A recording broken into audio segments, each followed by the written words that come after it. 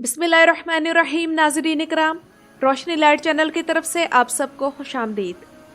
اور آج پھر آپ لوگوں کے سامنے میں ایک اور تاریخی ویڈیو کے ساتھ حاضر ہوں، جو کہ سلطنت عثمانیہ کے ایک مشہور تاریخی کردار درسن فقی کے بارے میں ہے۔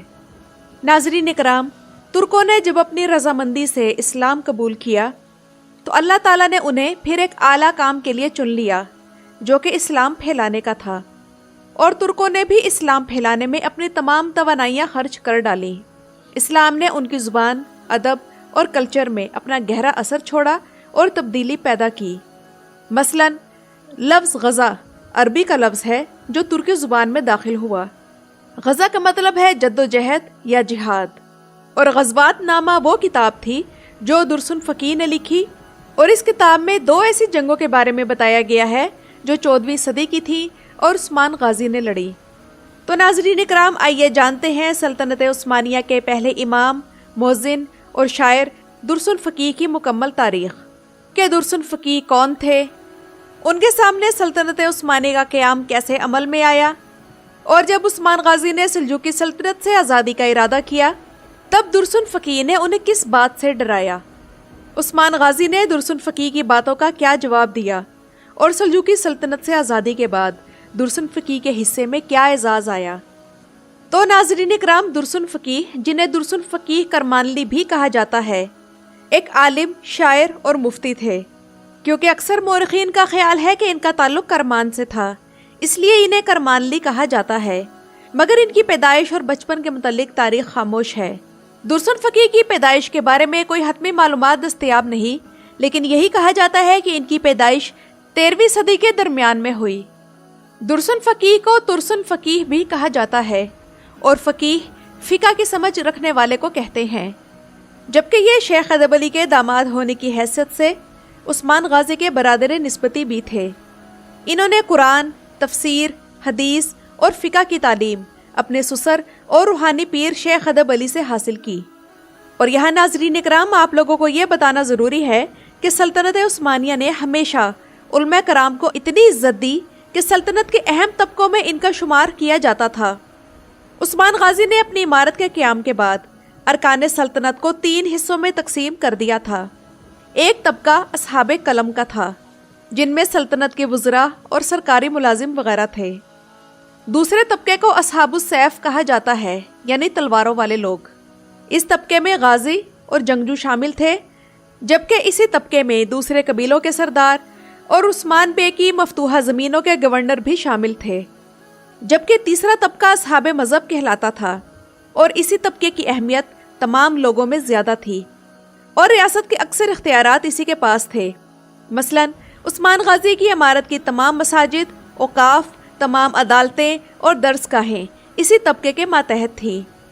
اور اصحاب مذہب کی نمایاں شخصیات میں شیخ ادب علی، ان کے مریدین اور درسن فقی وغیرہ شامل تھے، جبکہ پہلے شیخ ادب علی اور پھر ان کے بعد درسن فقی بیک وقت عثمان غازی کی عمارت کے وزیر تعلیم، وزیر قانون اور وزیر مذہبی امور ہونے کے ساتھ ساتھ چیف جسٹس بھی تھے۔ لیکن ناظرین اکرام، دینی علوم کے ایک طالب علم ہونے کے ساتھ ساتھ درسن فقی ایک بہادر جنگجو بھی تھے، اور انہوں نے عثمان غازی کے ساتھ کئی جنگوں میں حصہ لیا، جن میں سے ایک کراچا حصار کی جنگ بھی تھی۔ اور جب کراچا حصار فتح ہوا تو عثمان غازی کے حکم سے درسن فقی کو کراچا شہر، جو کہ کراچا حصار قلعے کے ساتھ ہی واقع تھا، وہاں کا قاضی تعینات کر دیا گیا، اور کراچا شہر کا چرچ، جو کہ فتح کے بعد مسجد میں تبدیل کر دیا گیا تھا، تو درسن فقی کے حصے میں وہاں کی امامت کے فرض کی ذمہ داری بھی آئی، اور اسی مسجد میں انہوں نے عثمان غازی کے نام کا پہلا خطبہ دیا، اور یہ خطبہ وہ پہلا خطبہ تھا جو کہ عثمانیوں کی سلجوقی سلطنت کی بیعت سے آزادی اور خود مختاری کی علامت تھا۔ لیکن ناظرین اکرام، اس خطبے سے پہلے عثمان غازی اور درسن فقی میں ایک دلچسپ مکالمہ ہوا جو کہ آج بھی تاریخ کے صفحات کی زینت ہے۔ عاشق پاشا زاد نے اپنی کتاب تواریخ آل عثمان میں درسن فقی اور عثمان غازی کی یہ اہم گفتگو نقل کی ہے، جس سے ہمیں عثمان غازی کے مزاج کا بھی کافی حد تک اندازہ ہو جاتا ہے۔ اور اس تاریخ کے مطابق جب عثمان غازی نے درسن فقی کو حکم دیا کہ وہ کراچا حصار شہر کی مسجد میں سلجوقی سلطنت سے آزادی کا اعلان کریں اور عثمان غازی کے نام کا خطبہ پڑھیں، तब दुर्सुन फकीह ने जवाब दिया, बेईम, आपको इस बारे में सल्जूकी सुल्तान से इजाज़त लेनी चाहिए। उस्मान गाजी ने जवाब दिया, मैंने ये शहर अपनी तलवार के जोर पर हासिल किया है। सुल्तान का इस तमाम मामले से क्या लेना देना है जो मैं उनसे इजाज़त मांगूं? अल्लाह ही है जिसने मुझे ये इमारत अता की है। उसी ने गज़ा के ज़रिए मुझे सरदार और अमीर का रुतबा भी अनायत फरमाया है और उसी ने मुझे फतह का ये अलम अता फरमाया है। तो क्या इसी के ज़रिए मैंने काफिरों से जंगें इसी परचम को थाम कर नहीं लड़ी? और अगर सल्जूकी सुल्तान मुझे कहेगा कि मैं सल्जूकी ख़ानदान से हूँ तो मैं कहता हूँ कि मैं गोक खान के ख़ानदान से हूँ। तो नाज़रीन इकराम, इस गुफ्तगू से आप बासानी ये अंदाज़ा लगा सकते हैं कि उस्मान गाजी के मिजाज में जुर्रत और बगावत का अंसर आम जंगजुओं से बढ़कर था और उस्मान गाजी की यही जुर्रत और शुजात उन्हें एर्तुगरुल गाजी से भी मुमताज़ करती है। जबकि इस गुफ्तगू से हम बासानी ये अंदाज़ा भी लगा सकते हैं कि दुर्सुन फकीह ही वो शख्स थे जिन्होंने सल्तनत उस्मानिया के क़याम को अपनी आंखों से देखा। जबकि आशिक पाशाजाद के मुताबिक कराचा हिसार कला में ईद की नमाज भी दुर्सुन फकीह की इमामत में पढ़ी गई और ये 699 हिजरी की बात है।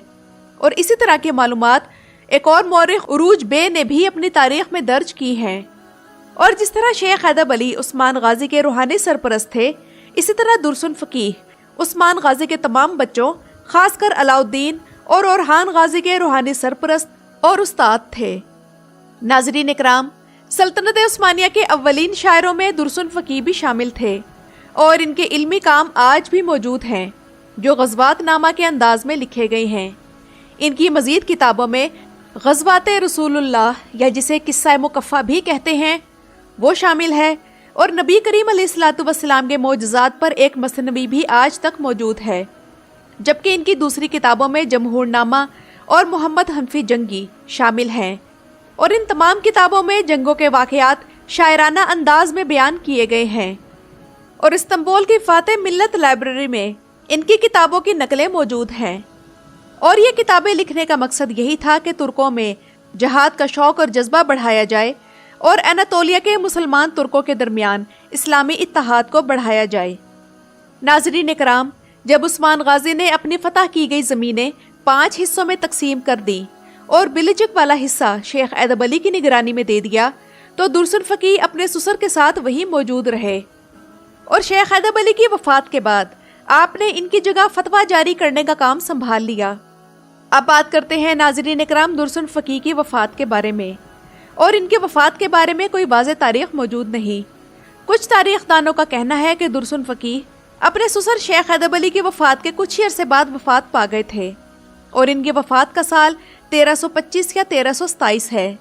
दुर्सुन फकीह की कब्र बिलजिक में शेख हैदर अली के मज़ार के अंदर मौजूद है, जहाँ दुर्सुन फकीह के अलावा शेख हैदर अली और उनके कुछ और मुरीदीन भी दफन हैं, जिनमें मुखलिस बाबा काबिल ज़िक्र हैं। लेकिन नाज़रीन इकराम, तुर्की में 2 और मज़ार भी हैं जो कि दुर्सुन फकीह के नाम से मंसूब हैं। इनमें से एक कराचा हिसार की एक छोटी सी पहाड़ी पर वाक़े मज़ार है। इस पहाड़ी को कोनिक तेपे कहा जाता है और इस मज़ार के बारे में मशहूर है कि यह दुर्सुन फकीह का है। जबकि दूसरा मज़ार सौद के एक गांव जिसका नाम कूरे है, इसके नज़दीक एक पहाड़ पर है। वल्लाहु आलम। तो नाज़रीन इकराम, ये तो थी दुर्सुन फकीह के बारे में मेरी वीडियो। आप लोगों को आज की वीडियो कैसी लगी मुझे कमेंट्स में ज़रूर बताइएगा। मेरे चैनल पर आने का शुक्रिया।